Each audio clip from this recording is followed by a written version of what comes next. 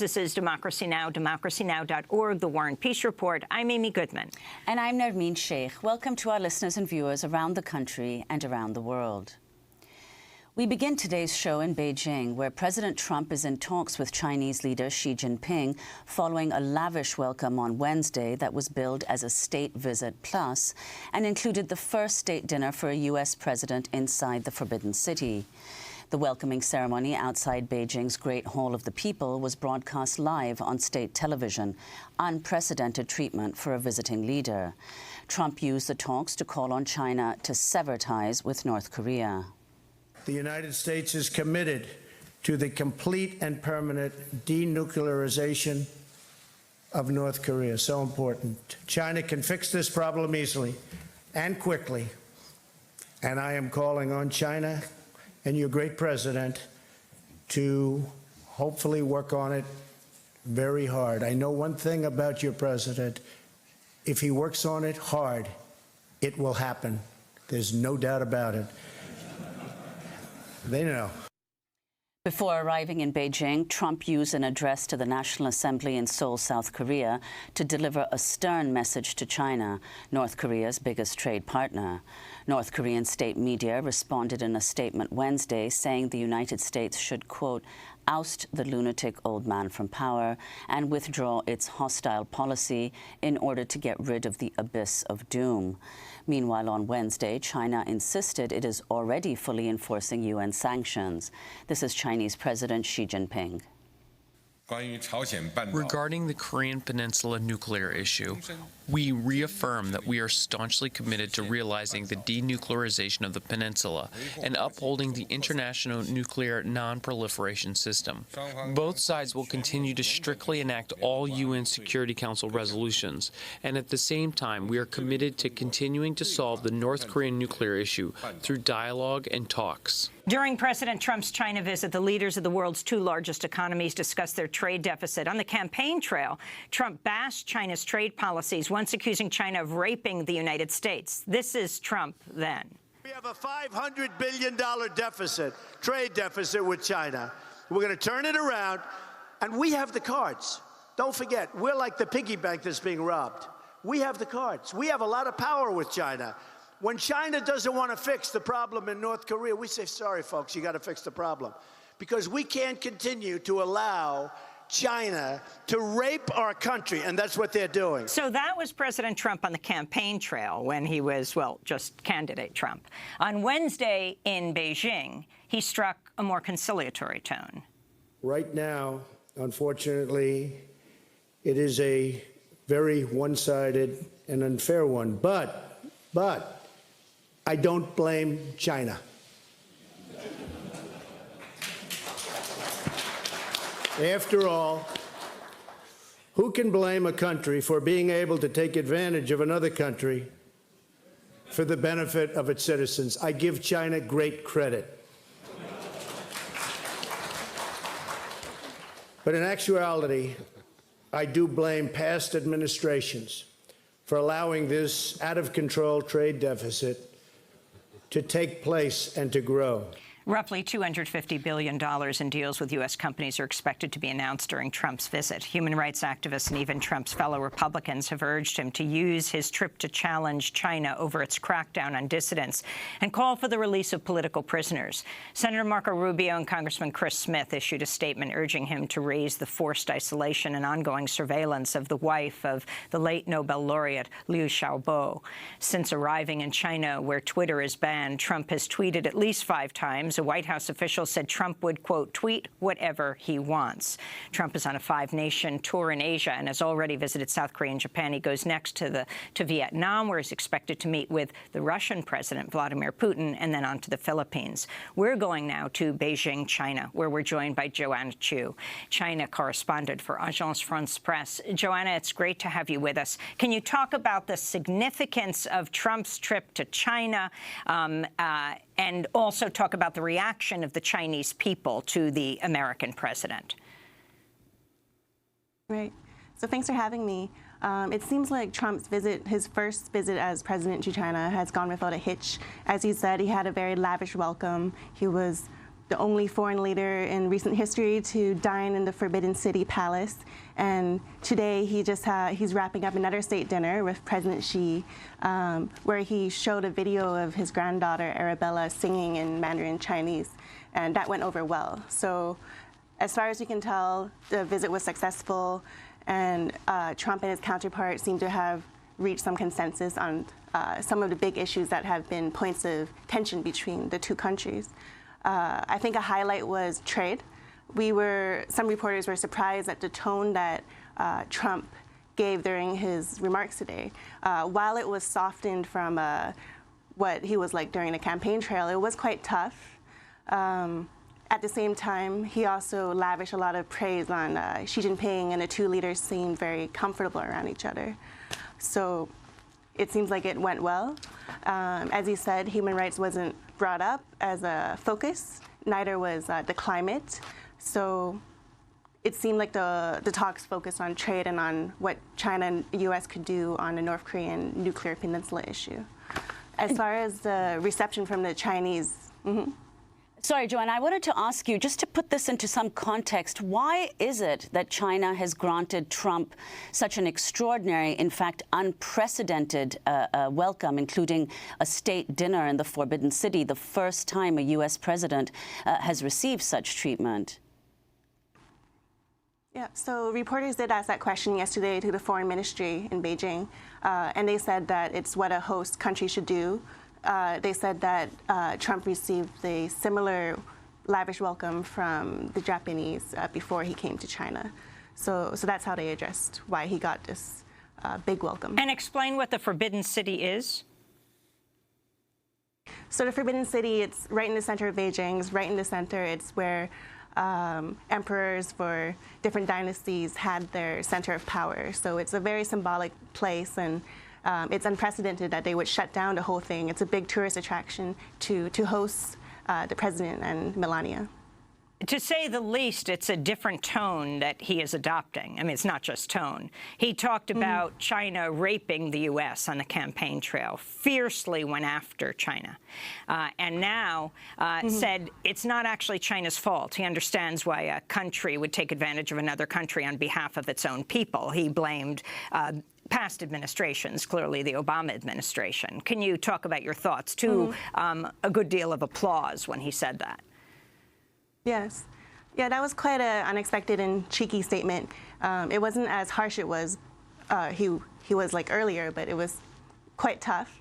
And people were clapping, but in a quite an awkward way. They were surprised by the tone he had. In fact, Trump had repeatedly attacked China, at one point saying, I'm going to instruct my Treasury Secretary to label China a currency manipulator. So what do the trade talks mean right now? What is Trump trying to get? Trump, who seems to be at his weakest level in this year in terms of popularity in the United States. He's trying to reduce the trade Xi deficit has that the U.S. is consolidated currently power. running with China at as much as $350 billion. And the $250 billion in the U.S.-Chinese business deals that were signed today, analysts say they're not going to do much to reduce this really big trade deficit. Well, I was just asking that question about Trump at his lowest popularity in the United States now, at a time when President Xi has consolidated power. And if you can talk about President Xi in China, how he is seen, and what him being at his point of greatest strength right now is all about. We're talking to Joanna Chu, who is the China correspondent for Agence France-Presse. We're going to... Can you hear me? Yes, Joanna, we can hear you. I was just asking about the... Can you hear me now, Joanna? We'll go to a break and we'll come back. We're talking to Joanna Chu in Beijing, China. She is a China correspondent for the Agence France-Presse. Stay with us. This is Democracy Now! I'm Amy Goodman with Nermeen Sheikh. We're speaking about President Trump's visit to China right now, part of his 5-Asian nation trip. He's headed on to Vietnam, where he may be meeting with the Russian President, Vladimir Putin, and then to the Philippines. We're joined in Beijing, China, by Joanna Chu, who's the China correspondent for Agence France-Presse, for AFP, and Rajan Menon, professor of political science at the Powell School at the City University of New York, senior research fellow in the Saltzman Institute of War and Peace Studies at Columbia University as well.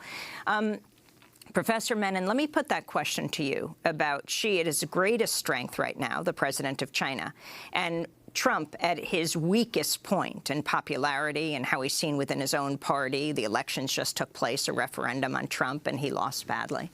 Morning, Amy. There is quite a contrast. As you know, last month there was a party Congress in China. Xi came out in a very powerful position. There is now something called Xi Jinping thought. Contrast that with Mr. Trump. The last I looked, his popularity rating is around below 40%. The Russia controversy continues to dog him. There's no legislation that he's gotten through Congress. So it is a significant contrast, no doubt. And, you know, on Tuesday, Trump told, when he was speaking in Seoul, he said that the U.S. stands ready to attack North Korea over its nuclear weapons program. The question is, and now he's just been in China, how much leverage does China have on North Korea, and what does Trump expect from China? To hear Mr. Trump say it and the American foreign policy establishment say it, you would think that if Xi Jinping picked up the phone and called Kim Jong-un and said, I want you to dismantle your nuclear facilities, he would do that. That is a complete myth. For one thing, there's an enormous amount of bad blood between North Korea and China, and the tougher China is, and we are, on North Korea, the more likely they are to hang on to their nuclear weapons. That's the first thing. The second thing is that the Chinese already voted for the very tough UN sanctions in August and September. 96% of North Korea's trade is with China, but the Chinese don't want to asphyxiate, to choke the regime to death for fear that it will collapse. That collapse would have immediate consequences for them, economically and strategically. For one thing, in the long term, the Chinese, cannot exclude the possibility that a collapse in North Korea would mean down the line a unified Korean peninsula aligned to the United States. Joanna Chu, you're speaking to us from Beijing. You're covering extensively President Trump's trip. How is North Korea seen in China? So the Chinese see North Korea as their neighbors, and generally the Chinese have a pretty favorable view of people they share a border with. There is a lot of concern about all this nuclear rhetoric, and China has said repeatedly in response to criticism from the U.S. and other international bodies that it completely, faithfully implements the UN Security Council resolutions, including sanctions. And these sanctions, as you know, has increased in the past year. What we don't know, because there are no independent checks at the borders, is how well China really is reinforcing these sanctions. For example, just anecdotally, I visited the border with North Korea a couple months ago, and people there told me that they still get gold and silver from North Korea, even though it's been long banned under the UN sanctions.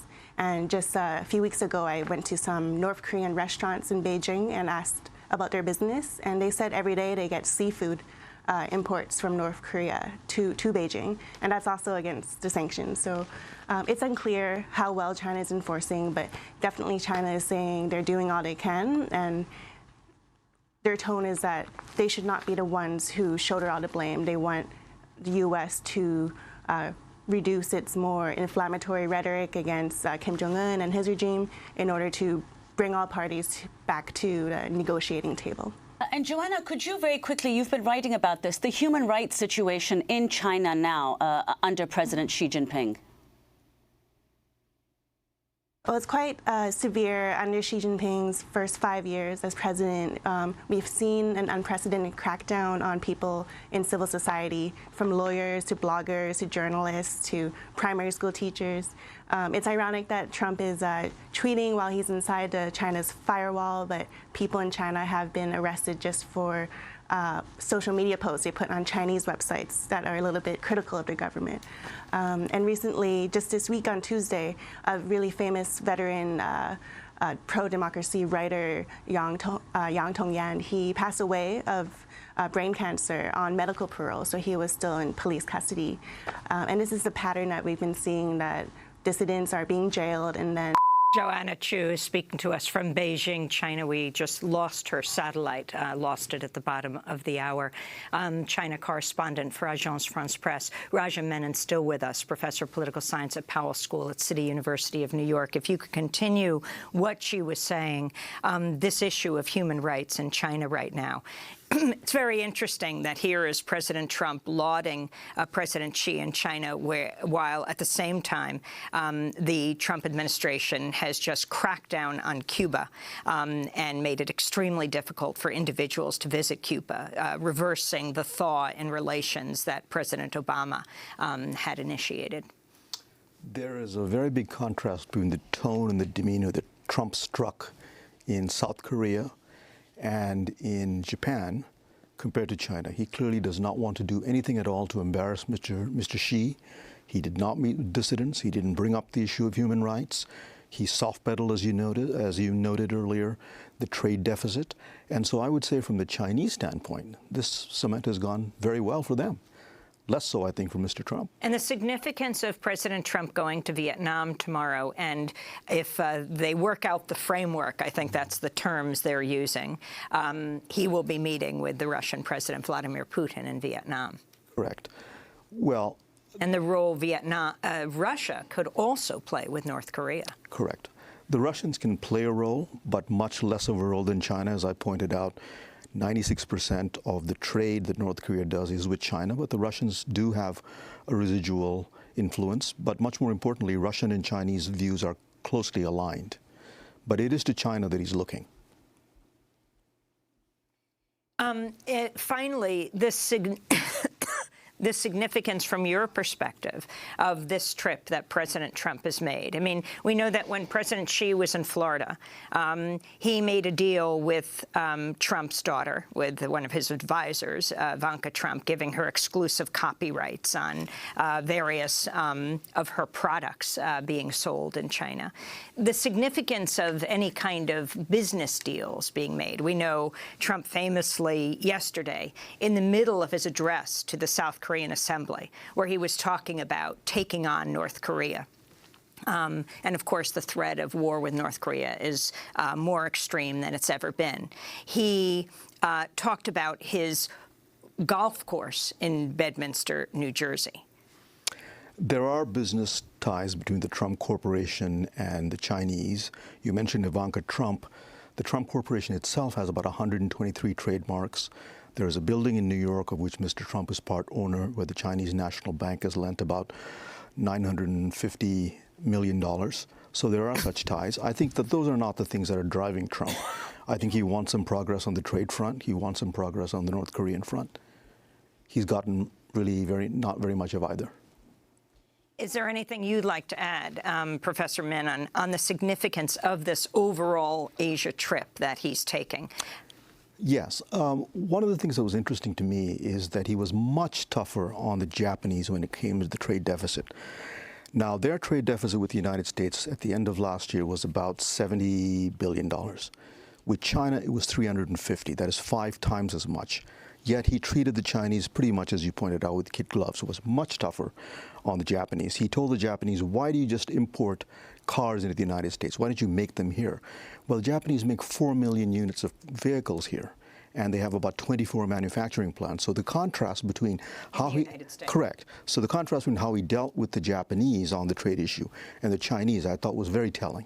Also selling billions of dollars of weapons on this trip. Correct. Correct.